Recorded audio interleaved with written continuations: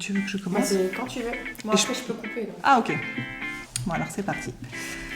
Bonjour à tous, bienvenue sur Filles Expat, la chaîne qui vous dévoile les aventures de filles francophones qui ont osé tout quitter pour vivre aux quatre coins du monde. Chaque semaine, Kelly vous fera découvrir une nouvelle destination, une nouvelle histoire à travers ses interviews. Préparation au départ, appréhension, découverte et adaptation aux nouvelles cultures, vous verrez à quel point chaque expérience peut être différente mais toujours très enrichissante. Donc si vous songez à vous expatrier ou que vous êtes simplement curieux de savoir comment on vit au Chili, au Danemark ou encore à Taïwan, on vous dit welcome! Le but de Kelly à travers ses podcasts est de partager avec vous le vécu, le ressenti des unes et des autres. Expatriée elle-même 9 ans entre les États-Unis et le Canada, passionnée de voyage et surtout grande épicurienne, et je sais de quoi je parle, elle adore partir à la rencontre de nouvelles personnes et échanger les points de vue. Allez, c'est parti, embarquement immédiat, bonne écoute! Salut à tous, auditrices et auditeurs. Alors aujourd'hui, je suis ravie de vous retrouver, en particulier car je me retrouve pour la première fois en face à face avec mon invité. Donc c'est une première dans les podcasts de Filles Expat. Donc pour ceux qui me suivent sur Instagram, j'ai récemment quitté le Canada pour m'installer en Guadeloupe. Et alors que j'étais en workaway dans une auberge de jeunesse, j'ai fait la rencontre d'une personne à l'histoire très intéressante. Donc, sans hésitation, elle a accepté de partager tout ça avec nous aujourd'hui.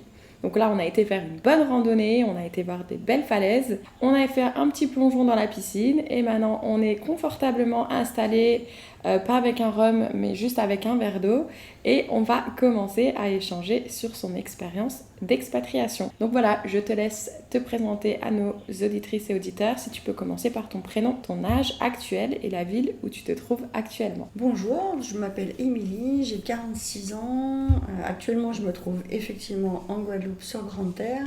Mais sinon, je vis donc aux Açores, qui est un archipel portugais entre Lisbonne et Washington, en gros, en plein milieu de l'océan.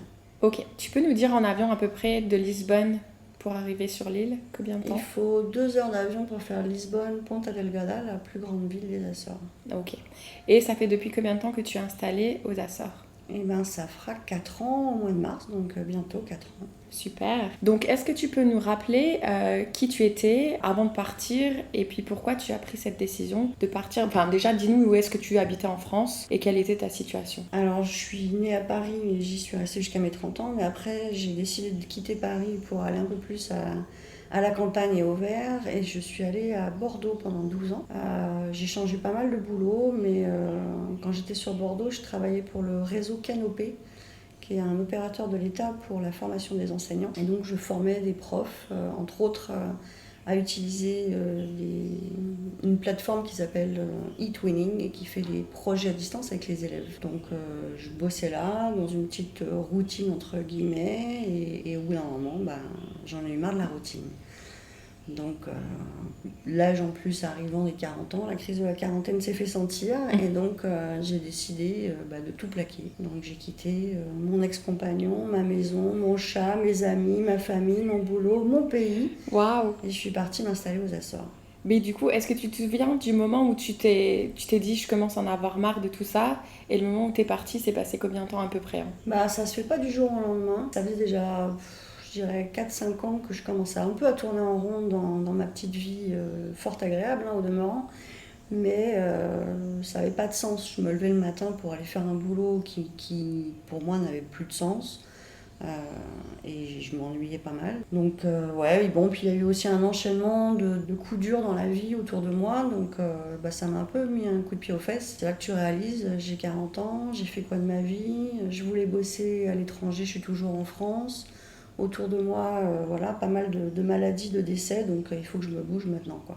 Oui, c'est malheureux qu'on doit arriver à voir des situations où les gens disparaissent, mais j'ai l'impression que ça arrive très souvent autour de nous. Moi, la première d'ailleurs, c'est aussi ça qui m'a fait réaliser que oui, demain on peut mourir, surtout là avec ce qui se passe avec le Covid. Mais bon, moi ça nous met un coup de pied aux fesses et des fois c'est pas plus mal. Et donc du coup, toi t'avais quand même un bien immobilier, t'avais des choses ? Ouais, j'avais une maison que j'avais achetée avec mon ex-compagnon, j'avais un boulot de fonctionnaire.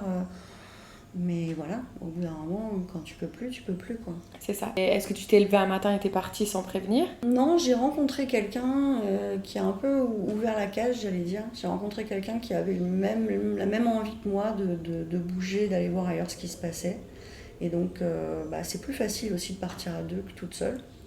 Même si le désir de partir, il était là depuis un bout de temps, j'avais pas eu le courage de faire le saut par moi-même, de quitter mon ex-conjoint, avec qui j'étais restée 22 ans, de quitter ma maison, etc., mes petites habitudes. Et là, je me suis dit, bon, voilà, quoi, il y a quelqu'un qui est prêt à me suivre, qui est prêt à faire le projet avec moi, donc c'est maintenant, quoi. Oui, donc tu avais un projet en tête. Est-ce que tu peux nous en dire plus? Mon projet, c'était déjà de vivre à l'étranger, mais encore faut-il trouver un lieu où on a vraiment envie de vivre, parce que partir en vacances, comme par exemple en Guadeloupe, c'est super, mais moi actuellement, je m'y vois pas y vivre. C'est pas un endroit qui me convient pour plein de raisons. Donc c'est pas facile de trouver l'endroit où tu as envie de t'expatrier.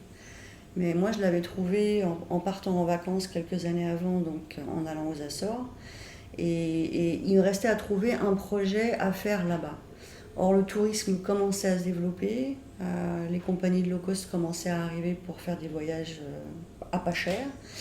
Et donc, je me suis dit, c'est maintenant. J'avais ce projet d'ouvrir un backpacker, ou en tout cas une auberge de jeunesse, quelque chose comme ça, un peu communautaire, sympa, dans un endroit qui me plaisait.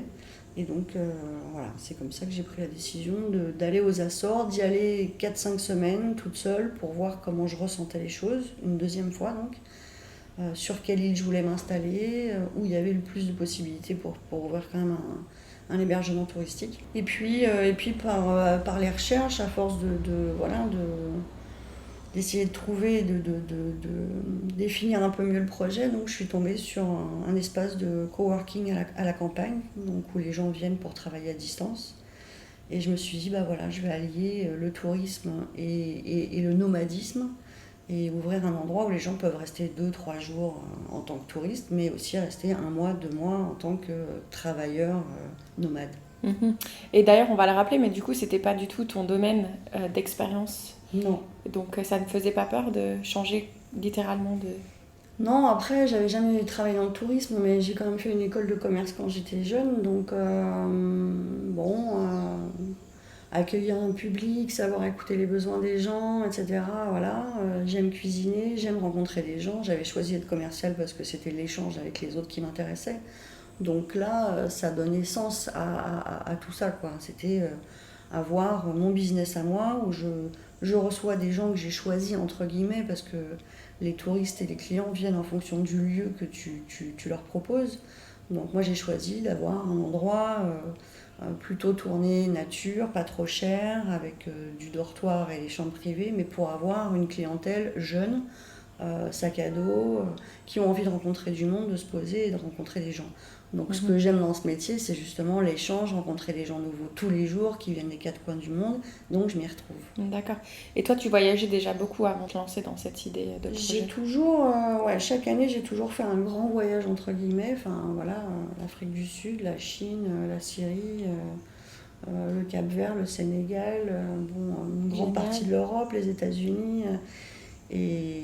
Mais voyager 3 mois de l'année, ça me suffisait pas. Enfin, 3 mois, pardon, 3 semaines. C'est maintenant que tu voyages 3 mois. C'est maintenant que je voyage 3 mois et c'est maintenant que ça me convient. Oui, parce que du coup, mais tu savais que tu allais être confortable dans des sortes d'auberges ou dans des endroits où il y allait avoir du monde qui viennent, qui partent. Tu savais que c'était quelque chose, tu allais être confortable. Oui, moi je ne conçois pas les vacances à l'hôtel toute seule dans une chambre. Je voyage souvent seule, puisque la personne avec qui j'ai fait le projet aux Açores est repartie en France, donc je gère maintenant le business toute seule depuis 1 an et demi. Et je continue à voyager seule parce que ça me plaît, je rencontre des gens, je fais ce que je veux, je rends des comptes à personne, aussi bien d'un point de vue professionnel que personnel. Et ça me convient bien. Et donc oui, dormir dans les auberges de jeunesse, même si j'ai 46 ans, rencontrer des gens, certes plus jeunes que moi, mais ça me plaît bien. Mais du coup, comment ils ont réagi ton entourage quand tu leur as annoncé la nouvelle ? Quand j'ai dit à mes parents que je partais, bon, déjà j'avais quand même 42 ans, donc bon, j'étais plus toute jeune non plus. Ils n'ont pas franchement été étonnés. Enfin, ma mère savait que j'avais toujours voulu partir vivre à l'étranger. Elle savait aussi qu'au bout de 4-5 ans, généralement, je tourne en rond, quelle que soit la situation professionnelle ou personnelle. Donc ça les a pas forcément étonnés, quoi. Ça, voilà, ils m'ont dit très bien, vas-y. Ouais, et puis ils n'ont pas essayé de te mettre des barrières et quoi que ce Non. soit. Non. Après, je pense que c'est aussi une question d'âge. Enfin, peut-être que si j'avais été plus jeune, ça les aurait peut-être plus inquiétés, entre guillemets. Mais bon, je dirais 42 ans, t'as pas besoin de l'aval de tes parents pour pouvoir partir, Non, quoi. c'est clair. Donc, Puis là, en plus, t'allais quelque part qui reste quand même assez proche de la France, entre guillemets. c'est vrai. Donc ça reste quand même accessible. C'est aussi la raison pour laquelle j'avais choisi les Açores, parce que je pense que s'expatrier, la première expérience, en tout cas quand tu t'expatries, c'est plus facile de le faire en Europe. Moi, c'est comme ça que je le ressentais, parce que tu te poses et tu peux travailler sans avoir besoin d'avoir un visa. Donc c'était plus facile, effectivement, d'arriver, d'avoir voilà, toutes les facilités d'une expatriation en Europe, quoi. C'est clair, parce que t'as l'assurance sociale, enfin de sécurité. T'as la sécu, t'as ton passeport et ça suffit, t'as pas besoin de déclarer quoi que ce soit, d'avoir un permis de travail, enfin, ça simplifie beaucoup les choses. Et même pour investir, moi j'ai acheté donc une maison avec mon partenaire, on a acheté très vite donc le terrain avec les bâtiments pour faire l'hébergement. C'est facile, enfin je veux dire. Tu parlais portugais du coup? J'avais commencé à prendre des cours un peu sur Bordeaux par une association, mais bon, on était 15, on parlait pas beaucoup. Ça m'a donné les bases en grammaire conjugaison, mais j'allais dire c'est tout. Et puis après, en arrivant, tu baragouines un peu. Le problème, c'est que mes clients sont tous anglophones ou francophones, mais certainement pas lusophones, donc ils parlent pas portugais et j'ai très peu de portugais.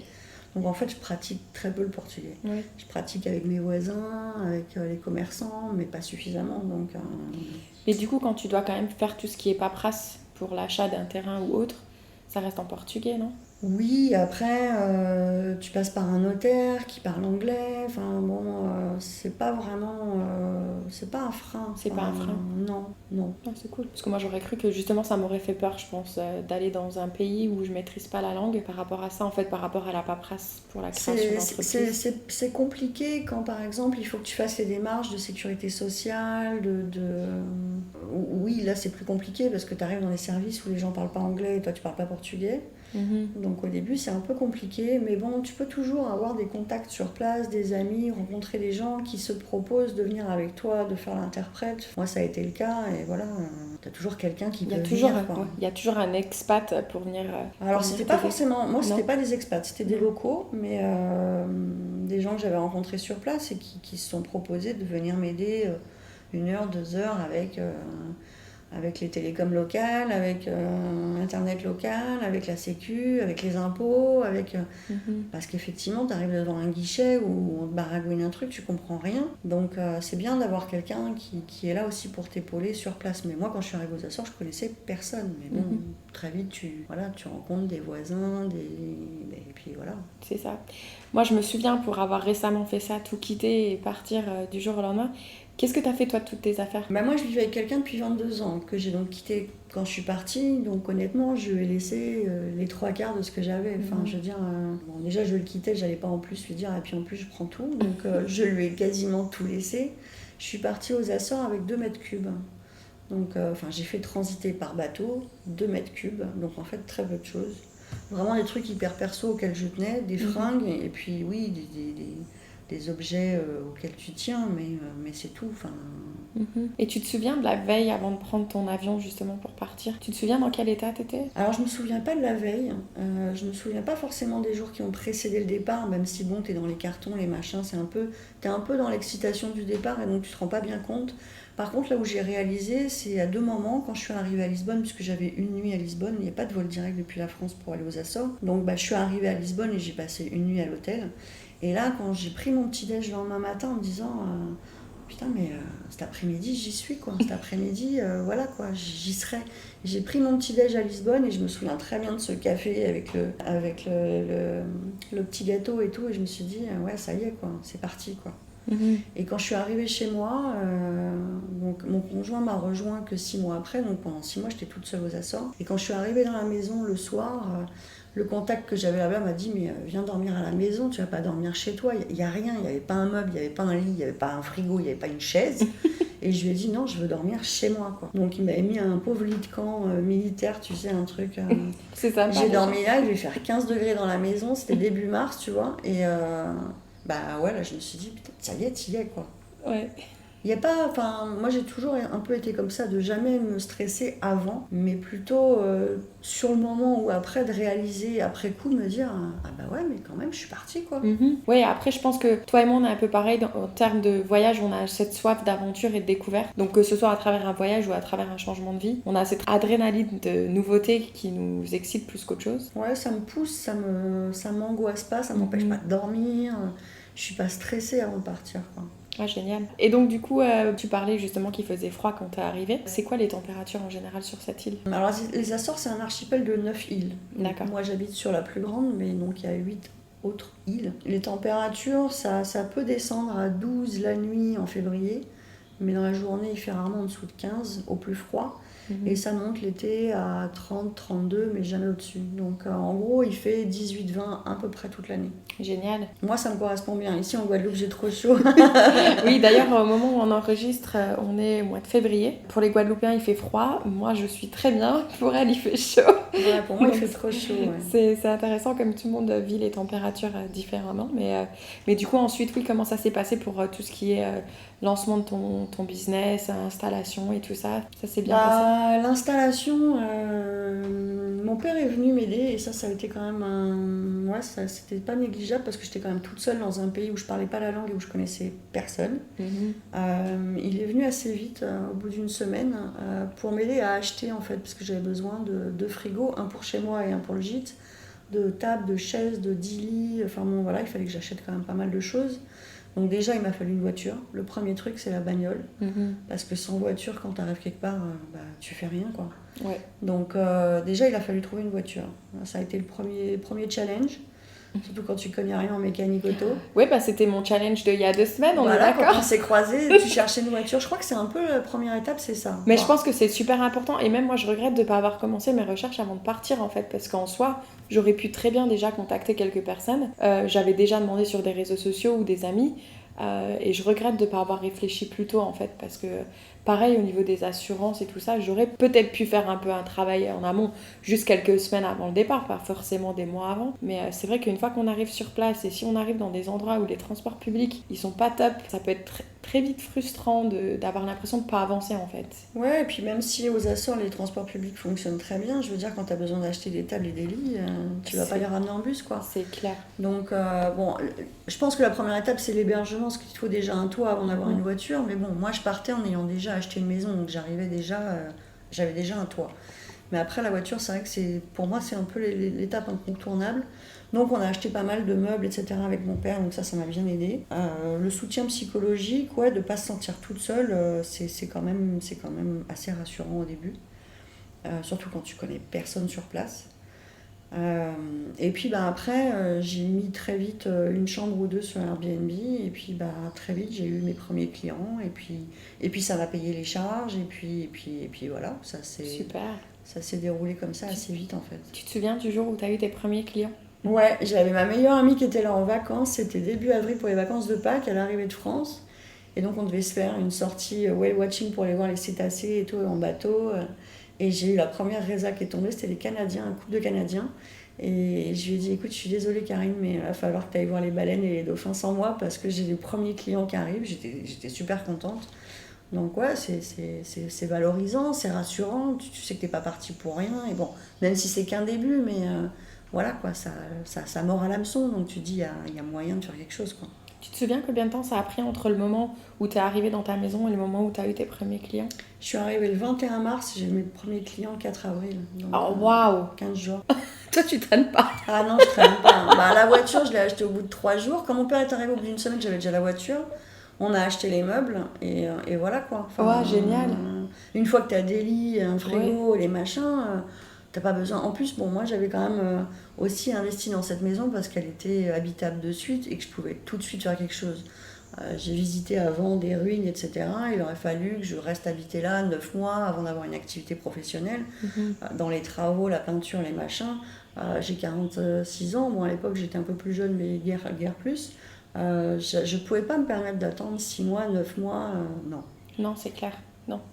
Et puis, juste pour en revenir où tu disais que tu avais ton papa qui était là et que c'était un bon soutien, ça j'aimerais bien le dire aussi que bien s'entourer, je parle en tant qu'expérience, faire attention de qui on s'entoure dès qu'on arrive, ne pas forcément se jeter sur les premières personnes avec qui on va bien s'entendre.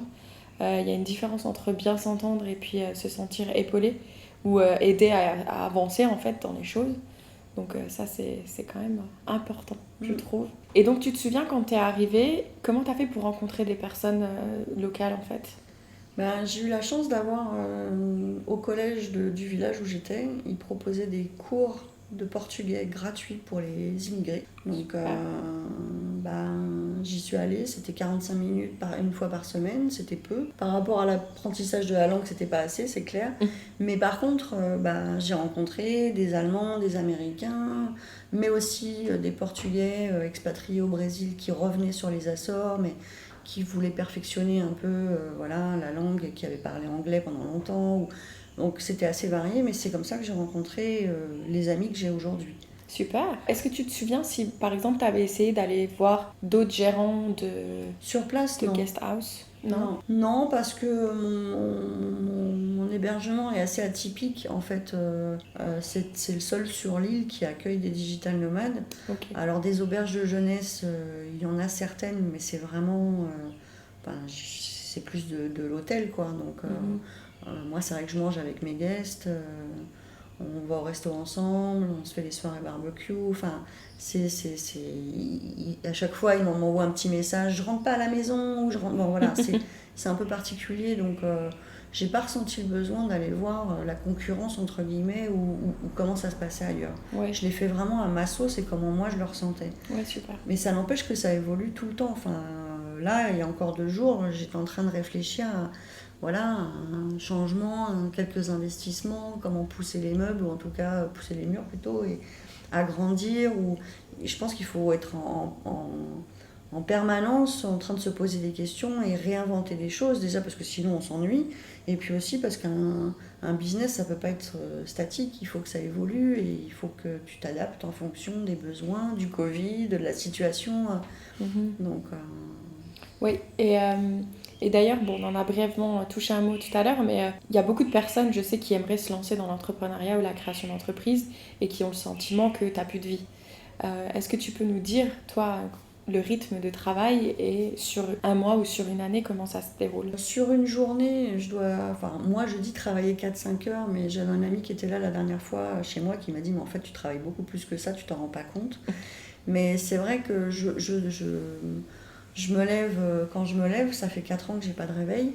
Donc je me lève, il est 8h, 8h30. Je prends 1 heure de petit-déj parce que je bosse sur les réseaux sociaux au petit déjeuner pour publier des trucs, pour suivre sur Facebook des groupes de digital nomades, pour leur rappeler que j'existe, etc. Avec les Açores, c'est super chouette.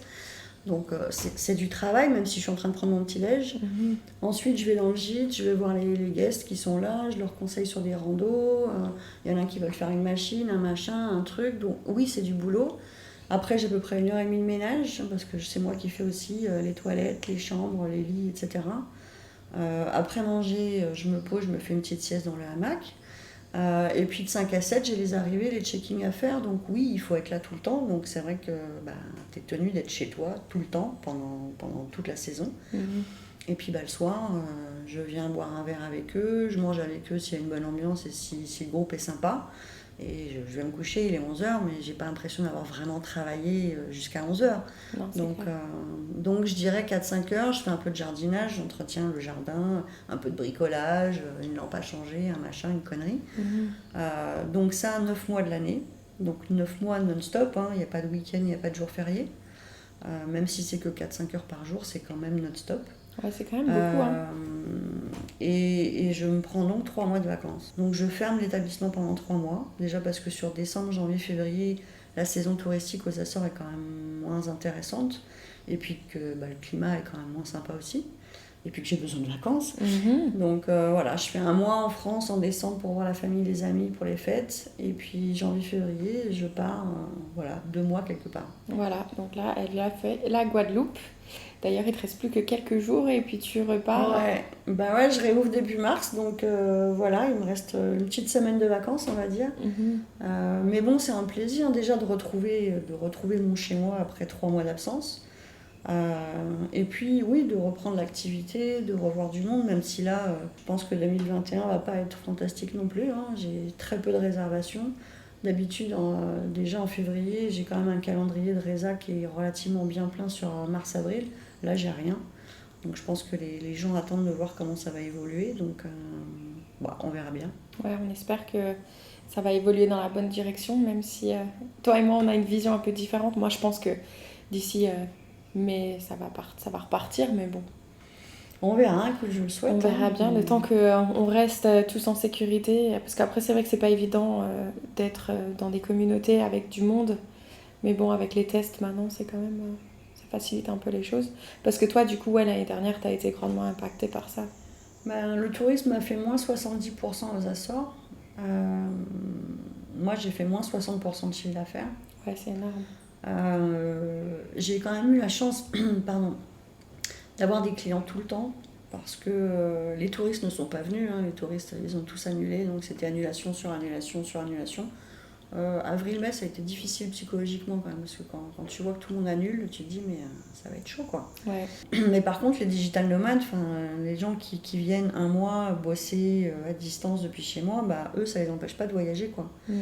Covid, pas Covid, ils continuent à aller à Bali, en Australie, à bouger tous les 2-3 mois Mhm. et à voyager. Donc j'ai quand même eu cette clientèle-là jusqu'à début décembre, donc ça m'a permis de malgré tout payer les charges et mettre quand même des sous de côté pour pouvoir partir 3 mois en vacances. Super. Et du coup, parce que comme c'était un domaine dans lequel tu ne travaillais pas précédemment, est-ce qu'à un moment, en dehors période Covid, hein, je parle plutôt les premières années ou les premiers mois, est-ce que tu t'es dit, mais punaise, qu'est-ce que je fous là, quoi? Qu'est-ce que j'ai fait? Est-ce que tu as eu des regrets en fait? Non, des regrets, non. Pas du fait de l'expatriation, de la création d'entreprises, du changement de vie, ni regrets, ni remords, ni quoi que ce soit. Par contre, vivre sur une île, c'est compliqué, c'est pas toujours facile.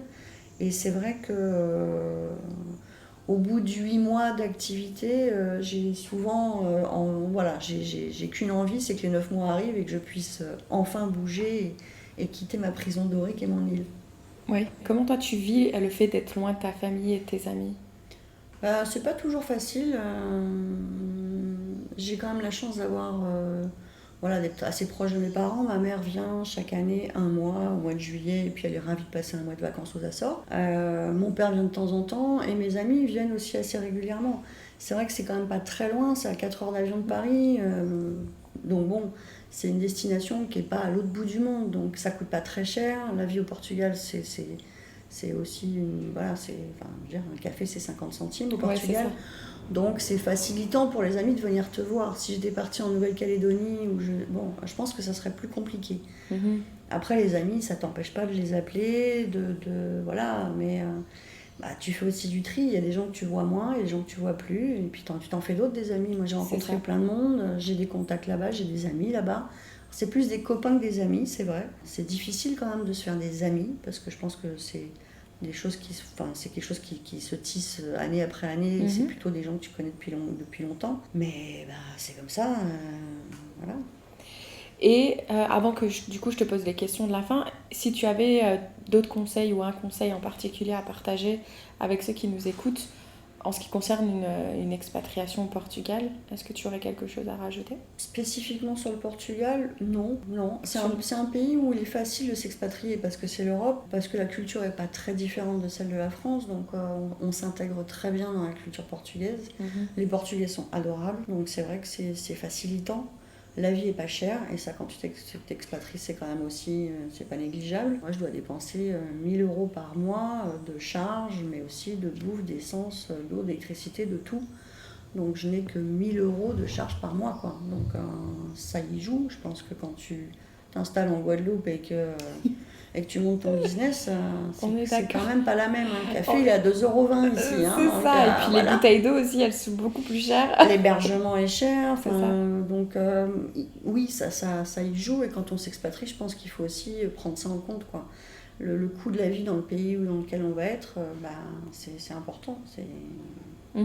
Et toi, c'est intéressant que tu as été quand même plusieurs fois avant de faire ce changement. Moi, c'est quelque chose que j'ai jamais fait en fait. Je me suis toujours expatriée, mais j'ai jamais été voir avant à quoi ça ressemblait. Peut-être Chicago aussi, j'avais quand même fait un stage, donc je me lançais pas non plus dans l'inconnu. Là, la Guadeloupe, je me lançais complètement dans l'inconnu. Donc toi, c'est intéressant de savoir que tu as quand même tâté le terrain quelques fois, et je pense que c'est très bien d'avoir fait ça. La première fois, c'était en vacances, donc j'avais pas d'arrière-pensée, on va dire. C'était juste en vacances, mais quand même, ça m'a plu. Le climat, les gens, l'endroit, le fait d'être au milieu de rien, perdu au milieu de l'Atlantique. Donc, voilà. Après, j'y suis retournée une deuxième fois, effectivement, pour voir si je m'y sentais bien et quelles étaient les possibilités, et pour réfléchir un peu dans le contexte. Voilà. Mais après, j'y suis retournée une troisième fois pour voir la maison et décider si c'était celle-ci qu'on achetait ou pas. Parce que acheter une maison à distance, c'est compliqué. Mais c'est tout. Après, je crois qu'il faut se lancer. Moi, je sais que perso, j'aurais du mal à m'expatrier dans un endroit où je ne suis jamais allée. Je l'ai fait là pour le Cap-Vert. Je suis partie au Cap-Vert il y a 2 ans. Parce que même si mon projet aux Açores me plaît, etc., j'ai toujours dans la tête d'aller ailleurs dans quelques temps parce que j'ai besoin de bouger.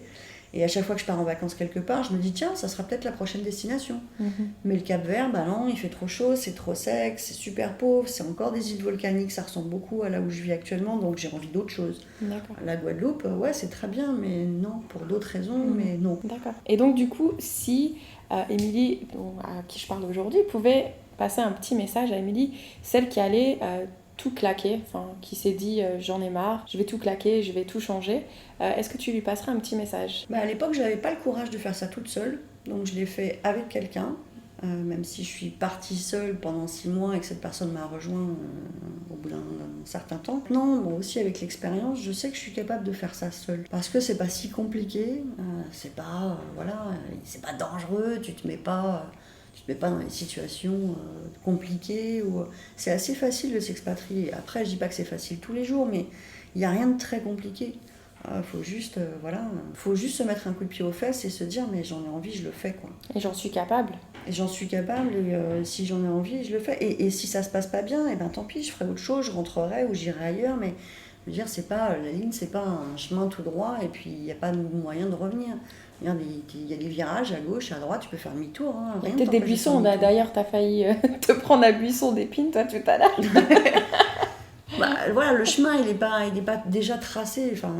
Il est ce que tu en fais. Donc, oui, tu peux trébucher. Oui, tu peux t'égratigner les genoux. Oui, tu peux te dire mince, j'ai pas pris le bon chemin. Je fais demi-tour ou je change de destination. Et puis voilà, c'est pas grave. De toute façon, tu apprends toujours de tes erreurs, de tes échecs. Je veux dire, tu te mets pas en danger. Non, c'est clair. Après, j'ai investi 100 000 €, j'ai pas investi non plus des millions.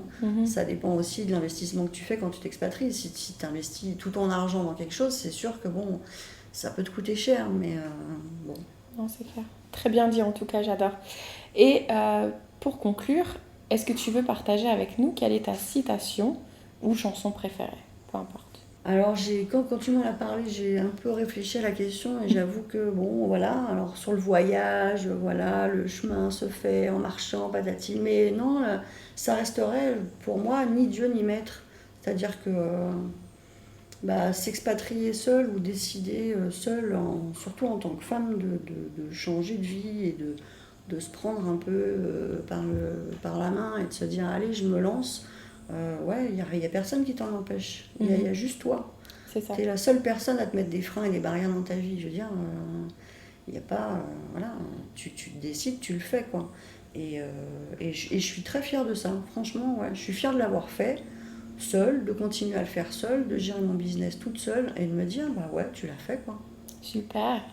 Félicitations. Merci. En tout cas, on mettra le lien de ton site internet et de ta page Instagram. Je crois que tu as un compte Instagram qu'on partagera bien évidemment sur la description de l'épisode. Donc ceux qui souhaitent en savoir plus, surtout n'hésitez pas à aller voir ça. Donc en tout cas, merci beaucoup de ton temps. Merci. Et d'avoir partagé ton expérience avec nous. Ce fut un plaisir. Et puis je sais qu'on se reverra. Là d'ailleurs, on va certainement aller prendre une petite bière ensemble. Donc voilà. Voilà, pour fêter ça. C'est ça. Allez, à bientôt. Salut les Au revoir. auditeurs. Bye.